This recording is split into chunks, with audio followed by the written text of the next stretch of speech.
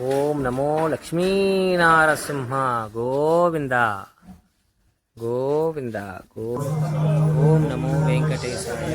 జై శ్రీమన్నారాయణ.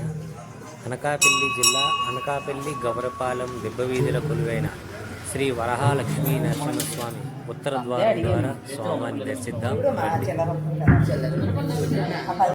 ముక్కోటి ఏకాదశి చెయ్యడం అంటే శుద్ధోపవాస ప్రథమ నిర్జలోపవాసమే. అంతకన్నా మరి నేను మినహాయింపులు ఇచ్చి చెప్పడం నా వల్ల కాదు. కానీ శాస్త్రం ఒక్కరి విషయంలో మినహాయింపించింది. శరీర కష్టం చేసుకుని బ్రతికే వాణ్ణి మాత్రం ఉపవాసం చెయ్యమని నిర్బంధించవద్దు. వాడు పడిపోతాడు స్పృహ తప్పి, నీళ్ళు తాగకపోతే. కానీ అవకాశం ఉన్న వాళ్ళు మాత్రం తప్పకుండా చెయ్యవలసినదే, అంతకన్నా మార్గము లేదు. కాబట్టి శుద్ధోపవాస ప్రథమ నిర్జలోపవాసమే చెయ్యాలి. యథార్థమునకు మంచినీటి చుక్క కూడా ఇక ఏకాదశి తిథి నాడు పుచ్చుకోకూడదు. ద్వాదశి వచ్చింది, ఇక నువ్వు ఉపవాసం ఉండకూడదు. ద్వాదశి తిథి ఎందు ఉండగా, తిథి ఎందు పరివ్యాప్తమై ఉండగా నువ్వు ఉపవసించి ఉండకూడదు. మళ్ళీ వ్యతిరేక ఫలితం వస్తుంది. ద్వాదశి తిథి ప్రవేశించేసింది, ఇక నువ్వు పాలన చేసేయాలంతే. ఎలా పాలన చేయాలో తెలుసా అండి? ద్వాదశి తిథి ప్రవేశించేటప్పటికి నువ్వు పరిశేచనం చేసేయాలంతే. ద్వాదశి ఉదయం 6:30కు వచ్చింది అనుకోండి, మీరు 6:30 లోపల మీ భార్య గారు మీరు సంధ్యావందనం అనుష్ఠానం పూర్తి చేసే లోపల ఆవిడ మహానైవేద్యం సిద్ధం చేసి తీసుకొచ్చి ఇచ్చేయాలి. మీరు నైవేద్యం పెట్టేసి ఆ రోజు 6:30కి భోజనం చేసేయాలి. నాకు సహించదండి అనకూడదు, చేసేయడమే.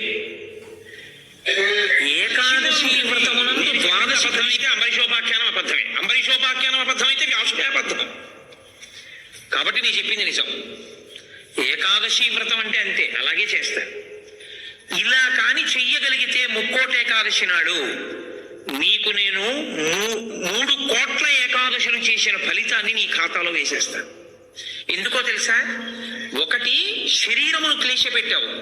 2, మనస్సును ఏకాగ్రతతో నిలబెట్టావు. కాబట్టి ఏం చేయాలంటే మార్చి మార్చి మార్చి మార్చి మార్చి మార్చి భగవత్ కథ యందు కూర్చోవాలి. మరి ఇక దేనికి లేవాలి? శరీర శోధన చేయడానికి, మూత్ర విసర్జన చేయడానికి లోపలికి వెళ్ళిన నీళ్లు లేవు, మల విసర్జన చేయడానికి లోపల వేసిన పదార్థం లేదు, ఇంకెందుకు లేవడం? కాబట్టి లేవక్కర్లేదు. కాబట్టి ఏకాదశి రాగానే కూర్చుంటే ద్వాదశి వచ్చాక లేవు.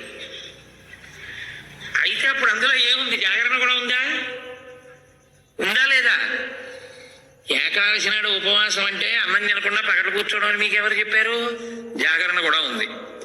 అందుకే ముక్కోటి ఏకాదశి నియమాలు అన్వయమయ్యేది మళ్ళీ 3 తిథులకు అన్వయం అవుతాయి. 1 మహాశివరాత్రి, 2 గోకులాష్టమి, 3 శ్రీరామనవమి.